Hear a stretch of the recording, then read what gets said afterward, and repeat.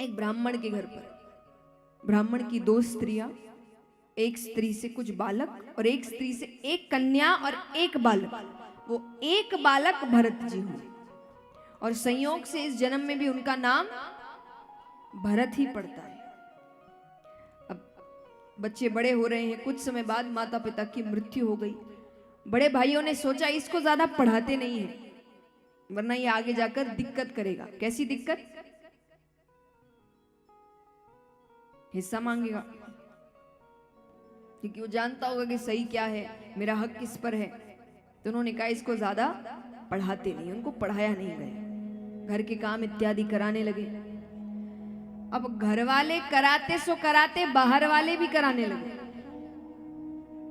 अब बाहर वाले हर कुछ समय, भरत जरा सामान ला देना, जरा ये सफाई कर देना, जरा ये सामान उतार देना, जरा बच्चे को संभाल लेना, और वो सब कर देते। इनकी इस सरलता को, इनके इस भोलेपन को लोगों ने इनकी मूर्खता समझी और इनका नाम रख दिया जड़ भरत। जड़ माने? जड़ माने हाँ? एक और मतलब होता है, वो होता है, पर जड़ का एक और मतलब है मूर्ख। तो उन्होंने उनका नाम रख दिया जड़ भरत, के मूर्ख है ये। अब भाइयों ने कहा कि हम तो काम कराते सो कराते, बाहर वाले तो बिना पैसे दिए काम कराते। पत्नियों ने कहा एक काम करो, गांव के बाहर जो खेत है ना, इसको वहां भेज दो रखवाली के लिए। अरे बोले वहां ना रहने की जगह है, ना खाने का कोई सामान है, ना कोई व्यवस्था हो सकती है, रोज रोज खाना कौन पहुंचाएगा? अरे पत्नियों ने कहा कुछ दिन पहुंचाएंगे और फिर बाद में बंद कर देंगे, अपने आप कोई ना कोई इंतजाम करेगा। ठीक है। तो उनको बड़े प्यार से बुलाया। वो बहुत आज्ञाकारी भी थे, उनको अगर कोई बात समझा दी तो वो उसका पालन करते थे। तो उनको बड़े प्यार से बुलाया गया कि भरत, माता पिता तो रहे नहीं, अब उनके सारे काम हम दोनों को ही देखने हैं। तो गांव के तो सारे काम हम देख लेते हैं, पर गांव के बाहर जो खेत है उसकी रखवाली कौन करे? तो तुम जाओ उसकी रखवाली के लिए, और हम भोजन पहुंचा दिया करेंगे। और अभी बहुत डर है कि लोग जमीन हड़पने लगे हैं, खेत हड़पने लगे, तो कुछ भी हो जाए तुम वापस मत आना। उन्होंने कहा ठीक है, जाते हैं। एक दो दिन तो भोजन आया, फिर बंद हो गया। अब कई दिन हो गए, भरत जी ने कुछ भी नहीं खाया। अब उसी खेत के पास एक प्राचीन माता भद्रकाली का मंदिर था। ऐसी मान्यता थी, ऐसी अफवाह थी, मान्यता भी ना कहूं, ऐसी अफवाह थी कि जिस उस मंदिर में कोई भी अगर किसी की बलि चढ़ा दे तो माता उसे मुंह मांगा वरदान देती है। इसीलिए अफवाह थी, से कोई भगवान नहीं होंगे जो किसी बेगुनाह की बलि लेकर आपकी इच्छाएं पूरी करेंगे। तो ऐसी अफवाह उड़ रखी थी। तो ये अफवाह वहां के कुछ डकैतों ने सुनी थी। तो वहां पर एक गिरोह आता है। सरदार ने कहा कि देखो आसपास कोई बैठा होगा, उसको पकड़ कर लाओ, उसकी बलि चढ़ा देंगे, और अंत में माता से इतना धन मांग लेंगे कि कभी डकैती करने की जरूरत ही नहीं पड़ेगी। ठीक है। अब आसपास तो एक ही बैठा है, क्योंकि वो जगह ऐसी, वहां रहने को कोई स्थान ही नहीं है, कोई क्यों आएगा वहां पर। तो भरत जी को लेकर आते हैं। अच्छा, बलि चढ़ाने से पहले आपका बड़ा स्वागत होता है। तो उनको पहले तो भोजन दिया गया, अच्छे कपड़े दिए गए। इसलिए कहा जाता है कि अगर कोई व्यक्ति ज्यादा ही मीठा बन रहा है तो थोड़ा संभल जाओ, मतलब बड़ी बलि चढ़ने वाली है।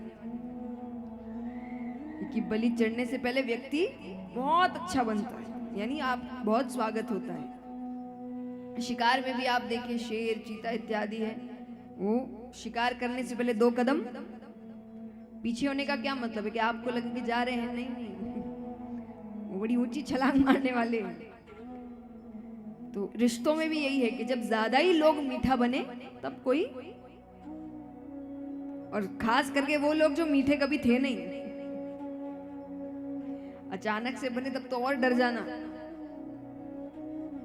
तो यहाँ पर अब वो उनको इतनी समझ नहीं थी, तो उनको पहले तो भोजन दिया गया। अब उनको इतनी भूख लगी है कि वो दोनों हाथों से खाने लगे। फिर जब तृप्त हो गए तो एक डकैत को अपने पास बुलाया कि आज कोई उत्सव है क्या, जो मुझे इतने अच्छे कपड़े दिए जा रहे हैं, खाना दिया जा रहा है। उन्होंने कहा नहीं, आज तुम्हारी बलि चढ़ाई जाएगी। भरत जी कहते हैं अच्छा, एक काम करो, रोज मेरी बलि चढ़ा दिया करो, बस मुझे भोजन दे दिया करो, मैं पास में ही रहता हूं। उन्होंने कहा कितना मूर्ख है, इसको बलि का मतलब भी नहीं पता। सरदार ने कहा अच्छी बात है, दिक्कत नहीं करेगा। तब तो कोई भी कहानी सुनाकर इसकी बलि चढ़ा देंगे। अब जब उनका खाना इत्यादि सब हो गया तो उसे कहते हैं कि सुनो, तुमने सही कहा था, आज एक बहुत बड़ा उत्सव है, आज माता दर्शन देने आएगी, तो चलो सब मंदिर चलते हैं। मंदिर ले गए। अब उसे कहते हैं कि यहां पर बैठ जाओ, आंख बंद करके, हाथ जोड़कर, सर झुकाकर, थोड़ी देर में माता आएगी दर्शन देने। वो बैठ जाते हैं। अब वो तलवार निकालते हैं, मारने ही लगते हैं कि वहां पे सच में साक्षात माता भद्रकाली प्रकट होती है। बोलिए काली महाकाली मात की जय हो। माता, अब देखिए, उनको तो धन चाहिए था, उनको कौन सा माता के दर्शन करने थे। अब जब माता उसको बचाने आई है तो उनके बीच युद्ध होता है। और सोचिए, यहाँ युद्ध हो रहा है, वो उन दुष्टों का संहार कर रही है, ये आंख बंद करके ही बैठे। ये इतने आज्ञाकारी कि इनको जो बोल दिया तो ये आंख बंद करके ही बैठे हैं। पर फिर अंत में माता उनके सर पर हाथ रखती है, और हाथ रखते ही साक्षात मां सरस्वती उनके मस्तक पर विराजमान होती है। आइए हम भी प्रार्थना करते हैं, जैसे वो उस वक्त माता की प्रार्थना करने लगे कि ऐसी कृपा हम पर भी हो, हमें भी हर संकट से मां बचाए, वो ज्ञान प्रदान करे। मेरा आपकी कृपा से सब काम हो रहा है, मेरा आपकी कृपा से सब काम हो रहा है, मेरा आपकी कृपा से सब काम हो रहा है, मेरा आपकी कृपा से सब काम हो रहा है।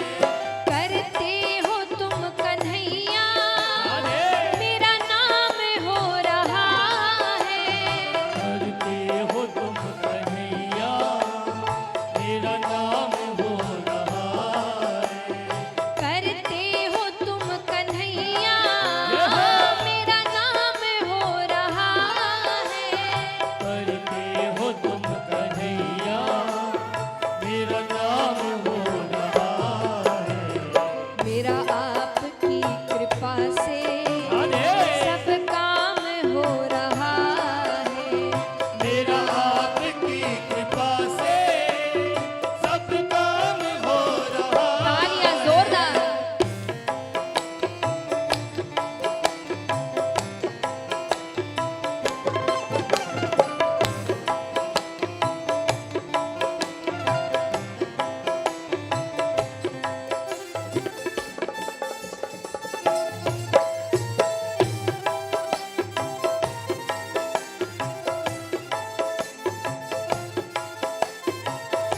श्री राधे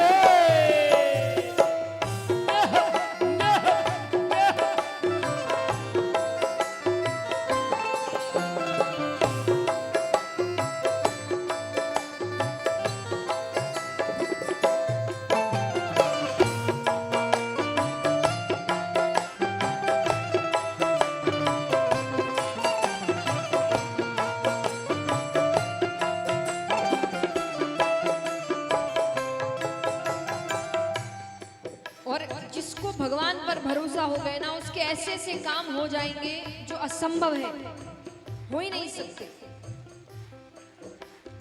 पतवार के बिना ही मेरी